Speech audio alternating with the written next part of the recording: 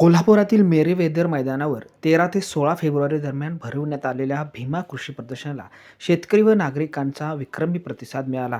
4 दिवसात सुमारे 15 कोटी रुपयांची उलाढाल झाली, तर बचत गटांच्या माध्यमातून 25 लाखांची विक्री नोंदली गेली.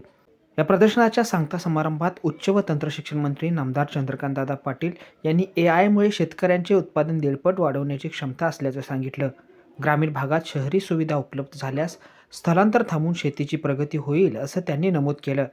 तर सार्वजनिक आरोग्य मंत्री नामदार प्रकाश आंबेडकर यांनी शेतकऱ्यांनी माती परीक्षण व आधुनिक तंत्रज्ञानाचा वापर करावा असं आवाहन केलं.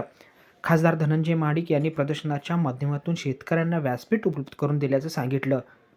विविध कृषी योजना, कोल्ड स्टोरेजसाठी 90% अनुदान आणि केंद्र शासनाच्या योजनांची माहिती देण्यात आली. प्रदर्शनात विविध जनावरे, पक्षी, शेती साहित्य, बियाणे, भाजीपाला, फळे स्टॉल्स आकर्षण ठरले. तर 5 फुटाचा इग्वाना सरडा, लाल कंदारी वळू, मुरा रेडे, खिल्लार गाई, विदेशी पक्षी आदींची विशेष दखल घेण्यात आली. मुंबईच्या किशोर पवार यांचा इग्वाना सरडा बेस्ट ऑफ द शो ठरला, तर कुलदीप लाड यांचा लाल कंदारी वळू चॅम्पियन ऑफ द शो ठरला.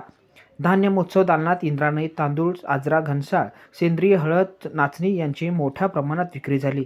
विविध पीक स्पर्धा, जनावरांच्या गट स्पर्धा व गुणवंत पशुवैद्यकांचा सत्कार करण्यात आला. भीमा कृषी प्रदर्शनासाठी कृषी विभाग, पशुसंवर्धन विभाग व विविध संस्थांचे सहकार्य लाभलं.